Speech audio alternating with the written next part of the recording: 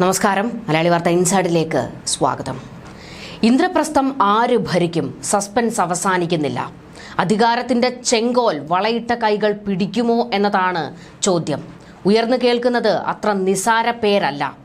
BJPയുടെ തീപ്പൊരി വനിതാ നേതാവിന്റെ മകൾ ഡൽഹി മുഖ്യമന്ത്രി കസേരയിൽ എത്തും എന്നുള്ള ചില അഭ്യൂഹങ്ങൾ BJP ക്യാമ്പിൽ നിന്ന് പുറത്തേക്ക് വരികയാണ്. ഇതോടെ വലിയ ആവേശ തിരയിളക്കമാണ് ഡൽഹിയിൽ.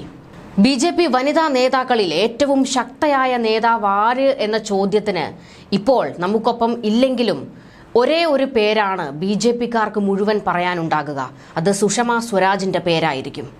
സുഷമ സ്വരാജിന്റെ മകൾ ബാംസുരി അധികാരത്തിൽ എത്തുമോ എന്നുള്ളതാണ് ഇനി അറിയേണ്ടത്. വലിയ നീക്കങ്ങൾ, നാടകീയ നീക്കങ്ങളാണ് ഡൽഹിയിൽ അരങ്ങേറുന്നത്.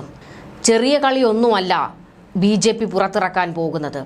നാരി ശക്തി എന്ന മുദ്രാവാക്യമായിരുന്നു കുറച്ചുകാലം മുൻപ് കേന്ദ്രം ഭരിക്കുന്ന മോദി സർക്കാർ മുന്നോട്ട് വെച്ച പ്രധാന മുദ്രാവാക്യം. അങ്ങനെയാണെങ്കിൽ ആ നാരി ശക്തി തന്നെ ഡൽഹിയിൽ അധികാരത്തിലെത്തുമോ എന്നതാണ് ചോദ്യം. BJPയെ ഡൽഹിയിൽ അധികാരത്തിലെത്തിച്ചതിൽ സ്ത്രീ വോട്ടർമാർക്ക് വലിയ പങ്കുണ്ട്. അതുകൊണ്ട് അവരെ കൂടുതൽ ചേർത്ത് നിർത്തുന്നതിന് വേണ്ടി ഒരു വനിതാ മുഖ്യമന്ത്രിയെ ഡൽഹിക്ക് സമ്മാനിക്കുമോ BJP? അങ്ങനെയാണെങ്കിൽ ഒരു ചരിത്രമാണ് പിറക്കാൻ പോകുന്നത്. സുഷമ നിർത്തിയിടത്ത് നിന്ന് ബാംസുരി പുതിയ ചരിത്രം എഴുതും. ഒരു വനിതയെ പരിഗണിക്കാൻ പാർട്ടി തീരുമാനിച്ചാൽ ബാംസുരിക്ക് സാധ്യത വർദ്ധിക്കും.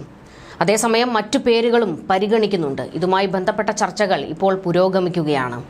രണ്ടാം UPA കാലത്തെ ലോക്സഭാ പ്രതിപക്ഷ നേതാവ്, ഒന്നാം നരേന്ദ്രമോദി സർക്കാരിലെ വിദേശകാര്യ മന്ത്രി സുഷമ സ്വരാജ് എന്ന BJP നേതാവിനെ പലരും ഓർക്കുന്നത് ഇങ്ങനെയൊക്കെയാകും. എന്നാൽ പതിറ്റാണ്ടുകൾക്ക് മുൻപ് ഡൽഹിയുടെ ആദ്യ വനിതാ മുഖ്യമന്ത്രി എന്ന ചരിത്രവും സുഷമയ്ക്ക് സ്വന്തമാണ്.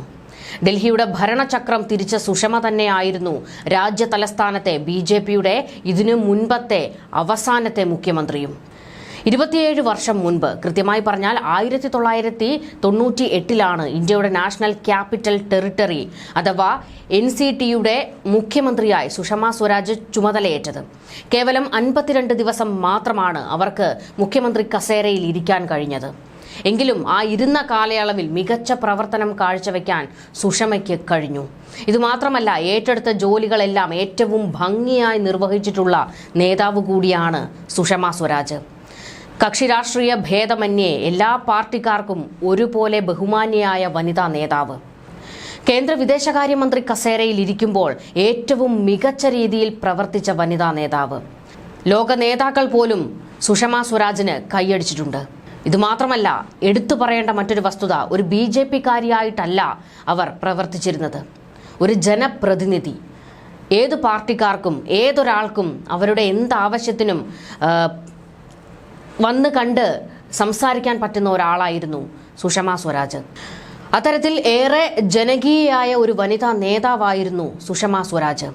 സുഷമ സ്വരാജിന്റെ മകൾ ബാംസുരി ഡൽഹി മുഖ്യമന്ത്രി കസേരയിൽ എത്തുന്നതിനെ സുഷമ പക്ഷം കൈയടിച്ചാണ് പാസാക്കുന്നത്.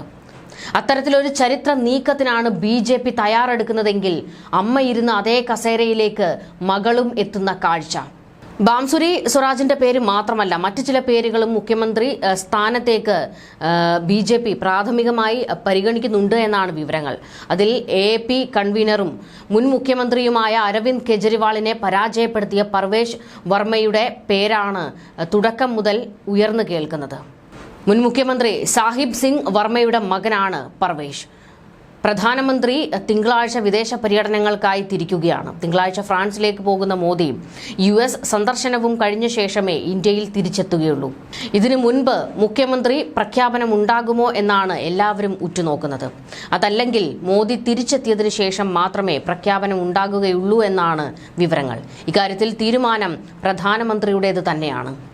ഡൽഹി ജനതയ്ക്ക് കൊടുത്ത വാക്ക് പാലിക്കുക എന്നതാണ് പ്രധാന ലക്ഷ്യം. അതിലേക്ക് ഉതകുന്ന വിധത്തിലുള്ള മുഖ്യമന്ത്രിയെയാണ് ഡൽഹിക്ക് വേണ്ടത്. ഡൽഹിയിലെ സിറ്റിംഗ് MPമാരിൽ ഒരാളെ മുഖ്യമന്ത്രിയായി തിരഞ്ഞെടുത്തേക്കും എന്ന് ചില അഭ്യൂഹങ്ങളും പുറത്തേക്ക് വരുന്നുണ്ട്.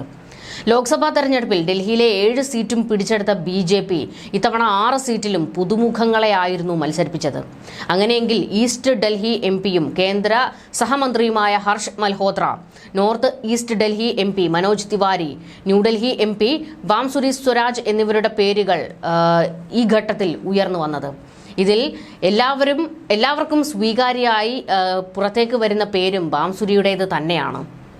സുഷമ സ്വരാജിന്റെ ഭരണം കഴിഞ്ഞ് 27 വർഷത്തിന് ശേഷം അധികാരത്തിലെത്തുമ്പോൾ BJP മുഖ്യമന്ത്രിയായി മകൾ ബാംസുരി സ്വരാജ് എത്തുകയാണെങ്കിൽ അത് പുതിയ ചരിത്രമാണ് എന്നാണ് BJP ക്യാമ്പും കരുതുന്നത്. അങ്ങനെ നോക്കുകയാണെങ്കിൽ പർവേഷിനെയും തള്ളിക്കളയാൻ കഴിയില്ല. കാരണം സുഷമ സ്വരാജിന് തൊട്ടു മുൻപ് മുഖ്യമന്ത്രിയായിരുന്ന സാഹിബ് സിംഗ് വർമ്മയുടെ മകനാണ് പർവേഷ്. വിജയിച്ച് നിയമസഭയിൽ എത്തിയവരിൽ നിന്ന് തന്നെ മുഖ്യമന്ത്രിയെ തെരഞ്ഞെടുക്കുകയാണെങ്കിൽ പർവേഷ് വർമ്മയ്ക്ക് പുറമെ പ്രതിപക്ഷ നേതാവും മുൻ സംസ്ഥാന അധ്യക്ഷനുമായ വിജേന്ദ്ര ഗുപ്ത, സതീഷ് ഉപാധ്യായ എന്നീ പേരുകളും പരിഗണിക്കും. ഡൽഹി മുനിസിപ്പൽ കൗൺസിലർമാരെന്ന നിലയിലടക്കമുള്ള ഭരണപരിചയമാണ് ഇരുവർക്കും സാധ്യത നൽകുന്നത്. വനിതകളിൽ നിന്നാണ് മുഖ്യമന്ത്രിയെ പരിഗണിക്കുന്നതെങ്കിൽ ഷാലിമാർ ബാഗിൽ നിന്ന് വിജയിച്ച രേഖ ശർമ്മ, AP മന്ത്രി സൗരഭ് ഭരദ്വാജിനെ പരാജയപ്പെടുത്തിയ ശിഖ റായി എന്നിവർക്കും സാധ്യതയുണ്ട്. മധ്യപ്രദേശിനും ഹരിയാനയ്ക്കും സമാനമായി ഇതിനെല്ലാം പുറത്തൊരു സർപ്രൈസ് മുഖ്യമന്ത്രിയെ പ്രതീക്ഷിക്കാമെന്നും പാർട്ടി വൃത്തങ്ങൾ ചൂണ്ടിക്കാണിക്കുന്നുണ്ട്. ഒന്നിലേറെ ഉപമുഖ്യമന്ത്രിമാരെ നിയോഗിച്ചേക്കും എന്ന ചർച്ചകളുമുണ്ട്.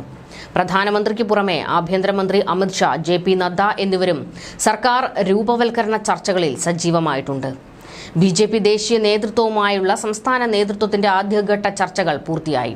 തുടർച്ചയായി 4ാം തവണയും ഡൽഹിയിൽ അധികാരം പിടിച്ചെടുക്കുമെന്ന ആത്മവിശ്വാസത്തിൽ ഒറ്റയ്ക്ക് തെരഞ്ഞെടുപ്പിനെ നേരിട്ട ആം ആദ്മിക്ക് നഷ്ടമായത് 40 സീറ്റുകളാണ്. വലിയ തകർച്ചയാണ് ഉണ്ടായിരിക്കുന്നത്. അക്ഷരാർത്ഥത്തിൽ ഡൽഹിയിൽ AAPയുടെ കൂമ്പൊടിച്ചു BJP. അരവിന്ദ് കെജ്രിവാളും ഉപമുഖ്യമന്ത്രിയായിരുന്ന കെജ്രിവാളിന്റെ വലങ്കൈയായിരുന്ന മനീഷ് സിസോദിയയും എല്ലാവരും തോൽവിയറിഞ്ഞു. എന്തായാലും വലിയൊരു സസ്പെൻസ് തന്നെയാണ് ഡൽഹിക്ക് വേണ്ടി BJP കാത്തുവെക്കുന്നത് എന്നാണ് വിവരങ്ങൾ.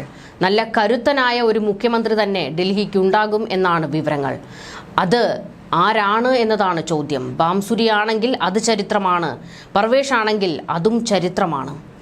രണ്ടുപേരും BJPക്ക് അത്ര വേണ്ടപ്പെട്ട നേതാക്കൾ തന്നെയാണ്. അഥവാ ബാംസുരി മുഖ്യമന്ത്രി കസേരയിൽ എത്തിയില്ല എങ്കിൽ മികച്ച ഒരു വകുപ്പ് തന്നെ ബാംസുരിക്ക് കൊടുക്കും എന്നുള്ളതും ചില ചർച്ചകൾ പുറത്തേക്ക് വരുന്നുണ്ട്. ന്യൂസ് ഡെസ്ക്, മലയാളി വാർത്ത ഇൻസൈഡ്.